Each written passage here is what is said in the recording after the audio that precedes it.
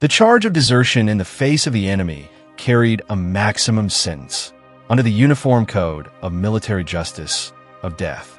In practice, in the current era, death sentences arising from Article 85 charges were vanishingly rare.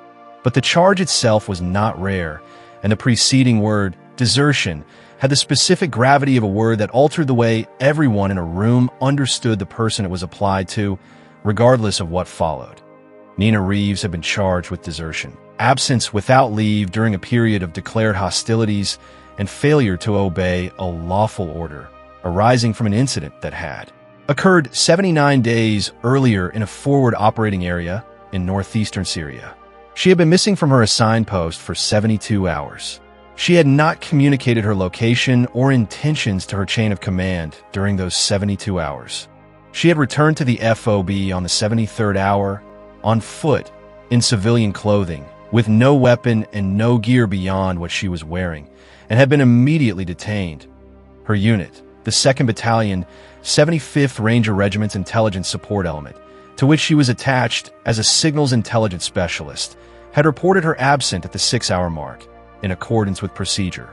They had initiated a search at the 12-hour mark.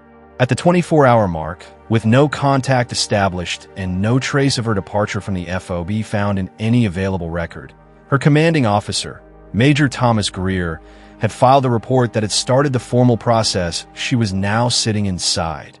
Greer had done this reluctantly.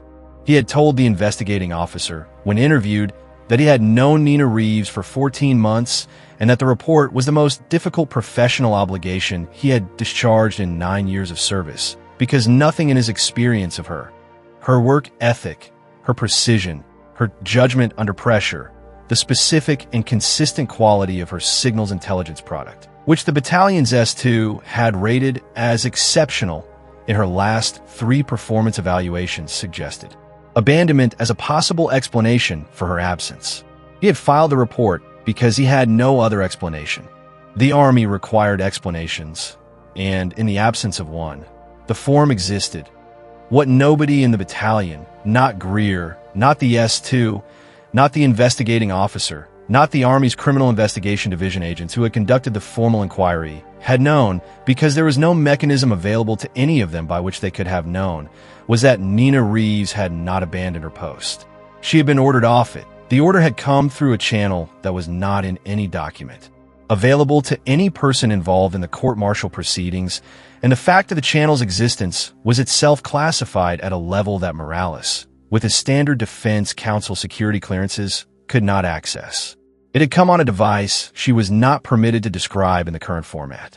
It had come from a person whose name she was not permitted to say. It had directed her to do something that was, from the perspective of her unit and her chain of command, entirely invisible. And that was, from the perspective of the people who had issued the order, both necessary and time-critical in the specific way that time-critical meant there's a person who will die if this does not happen in the next 6 hours. The person was a CIA case officer named Marcus Webb, a different Marcus Webb from any she had ever encountered, who had been operating in the northeastern Syrian corridor for 11 months under a cover that had held through 3 separate attempted identification checks by hostile intelligence services and had broken in the 72nd, when a source who had been working against him for months finally assembled enough evidence to make a credible report to the forces holding his operational area. Webb had been taken at 22:47 on a Tuesday night. By 23:10, the information about his capture had reached a handler in Ankara through a back-channel asset who had been placed specifically for contingencies of this kind. By 23:40, the handler had contacted a coordinator in the regional intelligence architecture whose identity was known to fewer than 20 people in the U.S. government. By 1:15 the following morning, a request had been routed to the signals intelligence specialist embedded with the 2nd Battalion, 75th Rangers, whose particular combination of SIGINT skills, language proficiency in the relevant regional dialect, physical capability rating, and precise knowledge of the operational terrain in the relevant corridor had identified her, through a matching process she had never been informed of, as the closest available asset with the profile the extraction required. The request was not a request. It was an order, in the language of orders, conveyed through a channel that made it a lawful order from a competent authority, even though the chain of authority it passed through was entirely invisible to everyone in her conventional chain of command. She had read the order at 1:23. She had been off the FOB by 01:47. She had 26 minutes between reading the order and acting on it, and she used 20 of them to prepare and 6 of them to consider whether she was about to make the worst decision of her life. And she concluded at the end of those 6 minutes that the decision was not hers to make in the way she was thinking about it, that the order was lawful, that the authority was real, that the person whose life depended on the next 72 hours was real, and that the cost of the decision would be paid in currency she could not yet fully account for, but could roughly estimate, and the estimate was acceptable. She was 29 years old. She walked off the FOB in civilian clothing, carrying nothing that would identify her as American military, and disappeared into the northeastern Syrian night.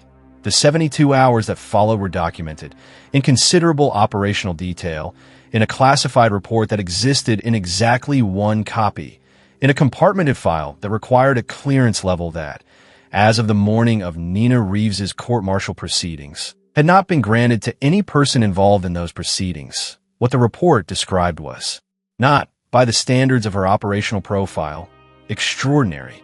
It was the specific kind of not extraordinary that only looks that way when you have spent enough time around people who do this kind of work to understand that not extraordinary and survivable are not synonyms. She located Webb's position within the first 18 hours, using the signals intelligence skills she had developed over 4 years of specialist training and operational deployment. Locating a single person in a contested operational environment through the pattern analysis of radio traffic, vehicle movement, and the behavioral signatures of the hostile intelligence apparatus that held him, triangulating from 3 separate observation positions over 6 hours in terrain that did not permit any of those positions to be comfortable or safe. She established contact with him on the 19th hour through a method she had been directed to use in the order, and that required her to be within 40 meters of a position that was actively guarded by 3 armed personnel at 3 in the morning, in darkness. She extracted him on the 41st hour, using a movement sequence that she had planned and revised 4 times during the preceding 22 hours as the guard rotation pattern she had been observing produced data that contradicted her initial assessment and required recalculation. The extraction itself took 11 minutes. 11 minutes during which 2 people moved through a guarded position in darkness with no communication beyond touch signals and a speed that depended entirely on one of them knowing exactly where to go and the other being in physical condition that, after 37 hours of captivity, was substantially degraded. Webb was not in good physical condition. He was ambulatory, which was the minimum necessary, but he was ambulatory in the way that people are ambulatory when ambulatory is the best available word, and the more accurate words are not words that help you move faster. She moved him anyway. The following 31 hours covered approximately 40 kilometers of terrain that included 2 vehicle checkpoints, a river crossing in the dark, and a final 12-kilometer movement on foot to the extraction point that was coordinated through a back channel signal she sent from a device that she returned to operational status at the 68th hour, having kept it off for the preceding 47 hours because the risk of signal detection outweighed the operational value of contact. Webb was evacuated by a civilian medical contractor at the 69th hour. She walked back to the FOB. She had lost 6 pounds in 72 hours. She had a laceration on her left forearm from the river crossing that had not been treated. She was otherwise functional. She was detained 43 seconds after she passed the gate. The court-martial was scheduled for a Wednesday. The hearing room at the legal center on the supporting base in northern Iraq was standard issue, functional, beige, with a specific impersonal quality of spaces designed to process consequential events without becoming defined by them. Morales had been in dozens of rooms exactly like it. He had never been in one where his client knew what had actually happened and had told him she could not discuss it yet. Yet means there's a timeline, he told her in their 3rd meeting. Yet means something is going to change. What changes? I don't know exactly, she'd said. Someone has to decide to change it. Can you tell me who? She had looked at him with the steady, evaluating attention she brought to every question. Not in this format, she said. Morales had spent 4 days before the hearing trying every available channel to access any record that might explain the 72 hours. He had filed requests through the JAG office, through the investigating officer's report supplementary appendices, through the Army's Criminal Investigation Division case file. He had contacted the CIA's Congressional Liaison Office, which had not responded. He had contacted the Defense Intelligence Agency's Legal Affairs Office, which had responded with a letter that said, in 6 carefully worded paragraphs, precisely nothing, that he had gone to the hearing with what he had, which was a client with an exceptional service record, no prior disciplinary issues. A battalion commander who had testified in writing that he found the charge inconsistent with everything he knew about her professional character, and a story he could not tell because the person who could tell it had not yet told it to him. He had told her, the night before the hearing, that this was not a defensible position. She had said, I know. You're going to be convicted, he said. Probably, she said. Nina. He had used her first name, which he did not normally do. Whatever this is, whatever happened in those 72 hours, the only way I can help you is if you tell me. The confidentiality between us is absolute. You know that. She had looked at him for a long moment. I know, she said. It's not a question of confidentiality. It's a question of whether I am authorized to tell you, in this format, at this clearance level, and the answer is no. Someone else has to change that. I'm waiting for someone else to change it. What if they don't change it before the verdict? She had thought about this, actually thought about it, not as a rhetorical question, but as a calculation. Then I accept the verdict, she said. He stared at her. You would accept a conviction for desertion dash. I would accept the process, she said. The process exists for a reason. The information that would change it is being protected for a reason. I don't get to decide which reason matters more. He had not slept well that night. The hearing opened at 9 o'clock. The military judge was a colonel named Sandra Ewing who had been on the bench for 11 years and had a reputation among JAG officers who had appeared before her for surgical precision in procedural matters and absolute impatience with theatrical lawyering. She had read the charge sheet. She had read the investigating officer's report. She had read Greer's written testimony. She had also, Morales would learn only later, received a sealed communication that morning at 7 o'clock, delivered through a channel he had not known existed, which she had read alone in her chambers and which had caused her to make a phone call at 7:12 to a number that was not in any directory he had access to. The phone call had lasted 4 minutes. She had not told Morales about the communication or the call. She had entered the courtroom at 8:58, 2 minutes early, taken her seat, organized the papers in front of her with the same economy of motion that Morales, watching from the defense table, would later note was oddly similar to his client's own characteristic precision, and called the hearing to order. The prosecution's opening was competent and factual. The timeline of the absence, the unit's search, the report, the detention, the formal charge. The prosecuting attorney, a major named Callister, laid it out with a clean, unhurried certainty of someone who had a simple and well-documented case and knew it. Morales gave his opening statement, which was shorter than it should have been, because he had very little to put in it. He said that Staff Sergeant Reeves had an exceptional service record. He said that her commanding officer had expressed, in writing, his belief that the charge was inconsistent with her professional character. He said that the defense intended to demonstrate that the circumstances of the 72-hour absence were not accurately represented by the charge. He did not say how he intended to demonstrate this, because he did not know. He sat down. Judge Ewing looked at the papers in front of her for a moment. Before we proceed to evidence, she said, I'm going to address a matter that came to my attention this morning. Callister looked up. Morales looked up. Nina Reeves at the defense table went very still, a different quality of stillness from her baseline, something that Morales noticed because it was different, the specific stillness of someone who has been waiting for something and is now watching it arrive. I have received, Judge Ewing said, in the precise, level voice of someone reading from an internal document rather than speaking extemporaneously, a communication from federal authority that has requested the opportunity to present information relevant to this proceeding at a classification level that requires this hearing to be cleared and secured before the information is presented. She looked at Callister. Major Callister, were you aware of this communication? No, ma'am. Callister said. She looked at Morales. "Captain Morales?" "No, ma'am," Morales said. He looked at his client. She was still very still. "Staff Sergeant Reeves," Judge Ewing said. "Were you aware that this communication was being sent?" A pause. "1 beat, 2. I was waiting for it, ma'am," Reeves said. The room was quiet. "You were waiting for it?"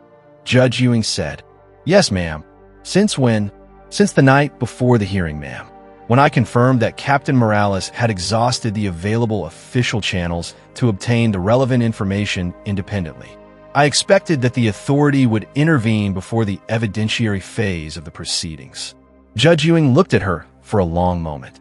11 years on the bench had given her a specific and accurate calibration for the ways in which people in courtrooms behaved when they were holding information. The anxiety, the calculation, the tells of people managing something they didn't want examined. She was looking at none of those things. What she was looking at was someone who had made a decision and was sitting inside it with the specific quality of a person who had accepted every possible outcome of that decision before they made it. "Clear the room," Judge Ewing said. "Standard secured hearing protocol. 10 minutes. What happened in the secured hearing lasted 4 hours and 22 minutes, and its contents were classified at a level that meant the full record of it would not be accessible to anyone in the room except Judge Ewing herself, under a specific retention authorization for a period determined by the federal authority that had initiated the communication.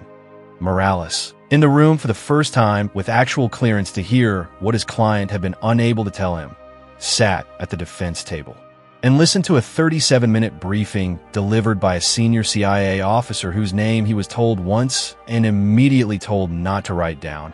And he did not write it down, and he listened, and the 37 minutes were among the most significant 37 minutes of his professional life. The officer described the 72 hours. Not all of it. Parts remained above even the clearance level of the secured proceeding, but enough. The channel through which the order had been issued, the authority behind the order, the case officer, the capture, the extraction, the 40 kilometers, the river, the final 12 kilometers on foot that he described in the particular language of someone who chose his words carefully, not for legal effect, but for accuracy, the condition in which the case officer had been found and the condition in which he had arrived at the evacuation point, and the difference between those two conditions, and what the difference represented in terms of the physical and cognitive capacity of the person who had produced it over 72 hours alone in a hostile operational environment. He said, toward the end of the 37 minutes, that the case officer, whose name was not given, was alive, and that the information he had been carrying, which had been the reason for his deployment, had been preserved, and that the preservation of that information had produced consequences the officer was not at liberty to describe in any available format, but which he characterized as significant at the strategic level. He said that Staff Sergeant Reeves had acted under a lawful order from a competent authority. He said that the order had been issued through a channel that, by design, left no trace in any conventional record. He said that the absence of that trace was a feature of the channel's architecture, not a deficiency in her conduct. He said that the federal authority he represented formally requested that the charges be dismissed. He said that the federal authority also formally requested, and he paused here in the manner of someone who had been told to make this request and was making it with full awareness of how it would land, that a finding of the highest commendation available for the action described be referred to the appropriate Army Awards Authority, with the full supporting documentation, which was simultaneously being routed through the relevant channels. He sat down. The room was quiet for a long time. Major Callister, the prosecuting attorney, looked at his charge sheet, then at the classified briefing documents in front of him, then at the charge sheet again, as if hoping the gap between them would close if he looked long enough. It did not close. "Major Callister," Judge Ewing said, "does the prosecution have a response?" Callister set the charge sheet down. He was quiet for a moment. "The prosecution," he said, "moves to dismiss all charges." Judge Ewing looked at the room, at Callister, at Morales, who had not said anything since the briefing began and whose expression, she thought, was that of a man who had spent 2 weeks being unable to help his client and was still processing the discovery that his client had been, the entire time, more in control of her situation than he had understood. At Nina Reeves, who was sitting at the defense table with her hands flat on the surface in front of her, and who looked in this moment Not relieved, not the expression of someone who has been saved, but the expression of someone who has been waiting for a process to reach its correct conclusion. And now it has, and the feeling is not triumph, but simply completion. Charges dismissed. Judge Ewing said, "Staff Sergeant Reeves, you are free to go." Morales found her outside the building afterward, in the flat, dry heat of the northern Iraqi afternoon, standing in the parking area with her face tilted slightly upward toward the sky. Not dramatically, not performatively, just in the way that people stand outside after being inside for a long time. "You knew," he said. "The whole time. You knew this was coming." "I thought it was coming," she said. "I wasn't certain. You told me you'd accept the conviction if it came." "Yes," she said. "Did you mean that?" She thought about this with the same quality of honest consideration she gave to everything. "Yes," she said. "The process mattered. Even if the outcome was wrong, the process exists for a reason. I didn't want to be the person who decided my own case by forcing a disclosure that the authority hadn't authorized. That wasn't my call to make." He stared at her.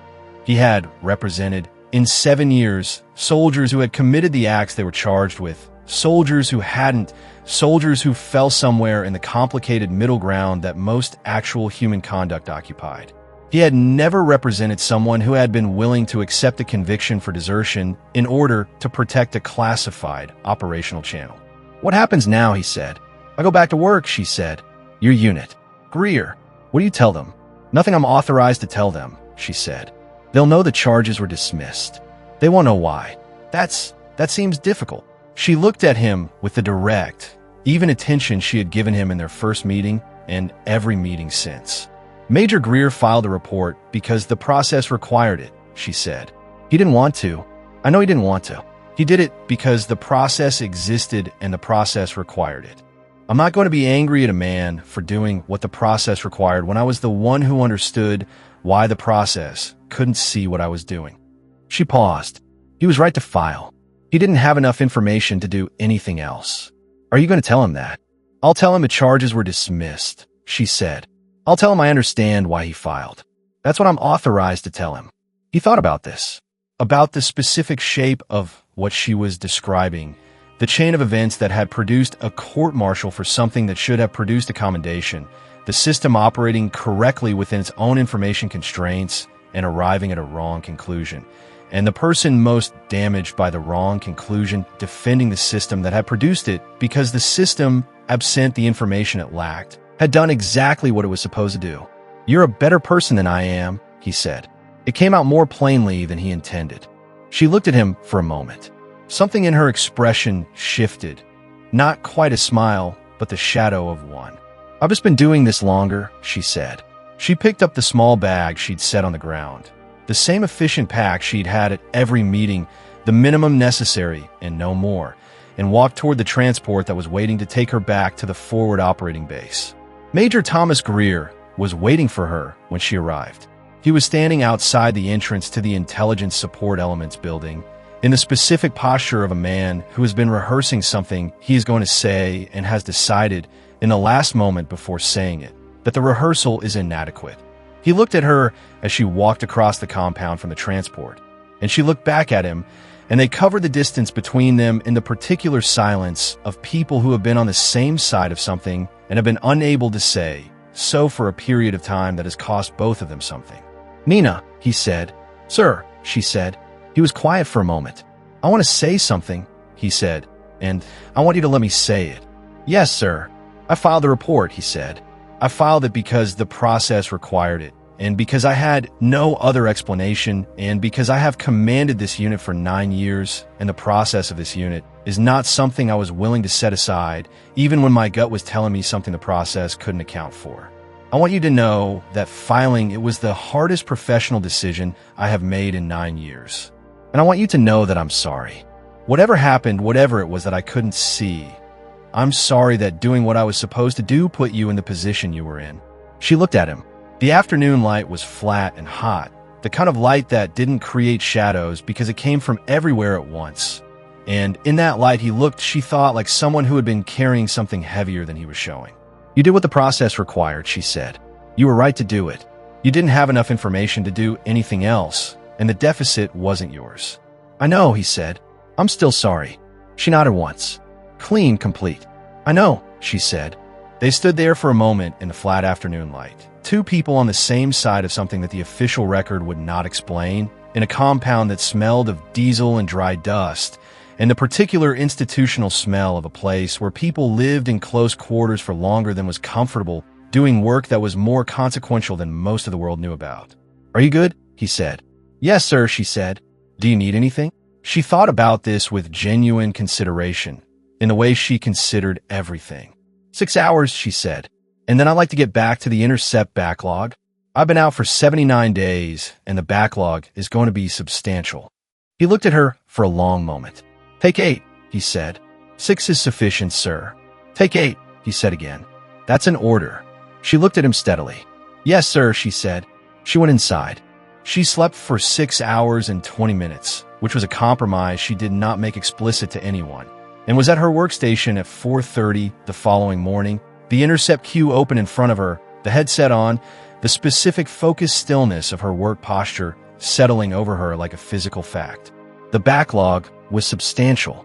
It was 79 days of signals traffic from a corridor that had been operationally active for the entirety of her absence. And working through it was going to take time, patient, methodical, the kind of work that required a quality of attention that most people could sustain for a few hours, and she could sustain reliably for as long as the work existed. She had always been able to sustain attention for as long as the work existed.